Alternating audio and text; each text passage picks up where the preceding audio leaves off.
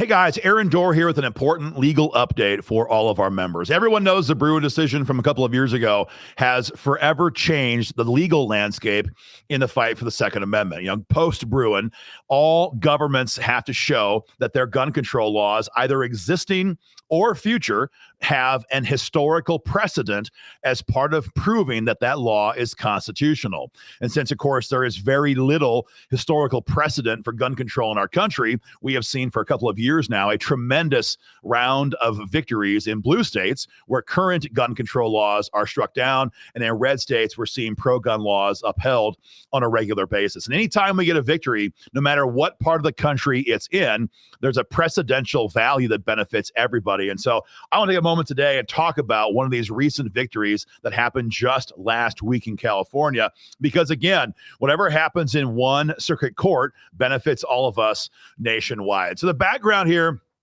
is pretty simple. Everyone has traditionally assumed and believed that the Ninth Circuit was pretty much the land of fruits and nuts, judicially speaking. Crazy commies were always on the Ninth Circuit. Only bad decisions came from the Ninth Circuit. But that changed under President Trump. He put, I think it was 10 judges on the circuit court level and dozens in the federal district court level in the states that comprise the Ninth Circuit.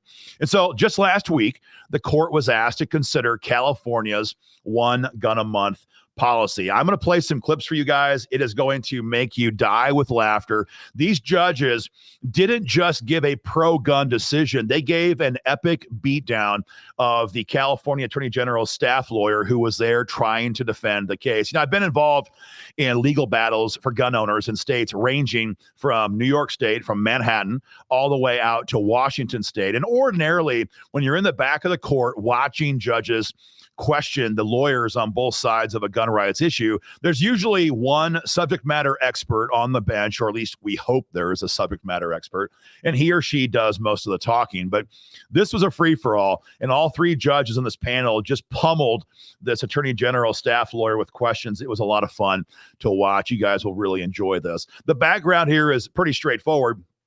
California enacted a one handgun a month law back in 1999. In 2019, that was amended to include semi-automatic firearms, or rifles in particular. And then in January of this year, 2024, it was changed again to all firearms. So now if you're in California, you can only get one gun a month, no matter what kind of firearm you're trying to buy. Of course, no one told the criminals, who are immune from all this crap, so it only impedes law-abiding citizens who want firearms for self-defense.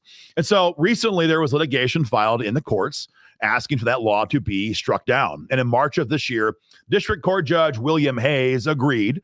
He said, yes, this law is unconstitutional, but he put a stay or a pause or a hold on his own order, leaving the law in place pending the appellate process. The problem is that the appellate process can take years and sometimes multiple years to play out. And so meantime, even though he said the law is unconstitutional, there is no relief for gun owners in California.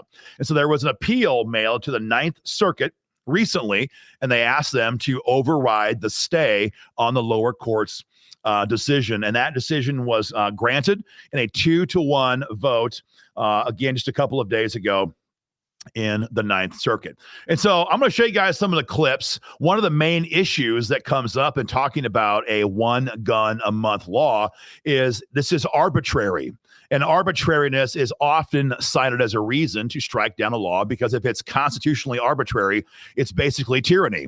If the government has the ability to say you can get one gun per 30 days, then why can't they say one gun per 10 years, as was the case in one of the questions? This, I believe, is Judge Bade. Check out her questions to the state's staff attorney. Because I was wondering whether the source of the 30 days, is this an arbitrary number? Would you have the same effect if it were every 10 days, if it were 15 days, if it were 45 days? How did the state settle on 30, just following other statutes? Well, I think that was a consideration for the legislature, but I think what we're looking at here is whether or not 30 days is within the scope of the Second Amendment, and whether or not that's something that is presumptively protected. And in this case, the law doesn't limit the number of firearms that an individual can own. It just really controls the pace at which the firearms can be accumulated. Do you, and I agree with you, the way you put the question is correct. I was just curious about how the state had settled. Notice how he said that. We're not saying you can't have guns. We're just saying we want to control the pace at which you can get them. Yeah, that's just straight up tyranny. That's not constitutional at all. That's what the King of England was doing back in the 1770s, trying to limit how much powder and how many muskets our forefathers could own. And so that was one of the first shots across the bow. But then Judge Owens, who was actually an Obama-appointed judge, came back with his own question later on, and he said, if you're going to talk about this being a protected activity, the state has the right to limit how many guns you can buy per month. What about those who've never bought a gun at all? Doesn't that deny a core right of self-defense?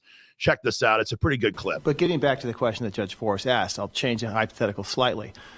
If I own a small liquor store and a gang is saying, you know, we're going to if you don't pay us protection, we're going to get you. We're going to get you here, or we're going to get you at your house, but we're going to get you. So I say, but boy, I better have a gun in my store. I need to have a gun in my house. And I don't have any firearms. Under the state of California's rule, I could buy a gun to protect my store or my house, but I couldn't buy one for each, correct? And I'd have to wait 30 days. That's right, Your Honor. You would have to wait 30 days from when you purchased your first firearm to getting. So with that understanding, if the core right the Second Amendment is trying to protect is self-defense, then it seems to me that the law here is impeding that core right. Do you think? There are other ways you can attack straw purchasing and bundling guns. I mean, I understand the state's interest in that, but in the hypothetical that Judge Forrest raised, I mean, that seems to be core Bruen conduct, the ability to defend yourself with a firearm either in your home or your place of work.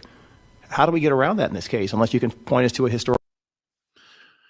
The state's lawyer pretty much did and had no real substantive answer from that, because the judge makes a very good point. I mean, how can you sit there and tell somebody that you cannot get 2 guns in the first 30 days? What if you need 2 guns? What if you have to have 2 guns for defense? Why do we have to give a reason to the government ever for how many firearms we have? And so that was a really good point made by Judge Owens.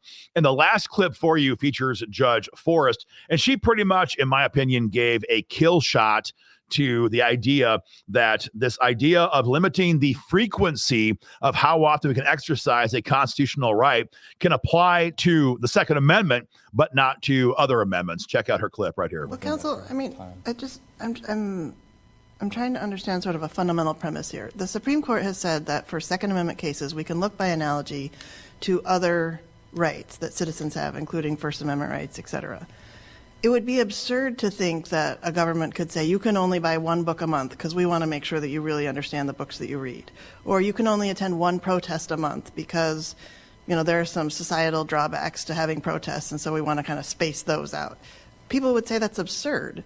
So if we conclude that you have a right to bear arms, and we conclude that that's not the right to bear an arm, but could be plural, like what is the basis in the law anywhere for the idea that you could say to someone, yes, you have this right, but we're going to control how frequently or how often you get to exercise it? Just a total kill shot. The guy has no answer to that. The day went on like that for the next 15 minutes. It was just body shot, one after the next, after the next. And what's amazing about this case is that ordinarily, after you have oral arguments on a case, you could wait for 6 months. You could wait for a year. You could wait for a year and a half. For example, right now, the Missouri Firearms Coalition has had oral arguments on their Second Amendment Preservation Act law way back in March of this year. It's been 3, 4, 6 months now, and we have not heard anything back in Missouri on that case. In this case, though, this issue was so black and white. The very next day after they had oral arguments just last week, the Ninth Circuit came back and said, nah, dude, you guys cannot do this. And they have ordered that the stay that Judge Hayes put in his decision back in March be reversed. And so right now, any law-abiding person in California can buy as many firearms as they want. with no worry about how often, how the frequency or how many guns they buy per day, per month, per year, per lifetime. It's a big win for gun owners in California. It's a big win for gun owners across the country because, no matter what happens, we want to keep stacking up these wins. If President Trump wins in November, fantastic. We'll keep building on these wins in court for hopefully decades to come. But if, God forbid, somehow Kamala Harris wins in November, the more pro-gun cases we can have decided now, it creates more roadblocks for the left to have to overcome as they try to attack our gun rights going forward. Of course, this is why right now in Congress, the left is pushing legislation to expand the size of the Supreme Court, but also the district court positions all across the country. They want to put 100 additional leftist commies on the district court circuit all across the country. And they want to add enough judges to the Supreme Court to outweigh the current conservative majority with a 7-6 Democrat majority, a 13-member Supreme Court. So the left is terrified about this because they're losing right now in court on a regular basis. Guys, that is the recap on this case. A major victory for gun rights. Guys, get involved in the fight today. We are fighting right now in court for cases in blue states and red states all across the country, fighting for gun rights. Get involved in the fight today. Hit the link below to join or donate and get involved. Guys, more information coming soon, but celebrate this victory. It's a big one for everybody in California, and it's a big one for all of us as well.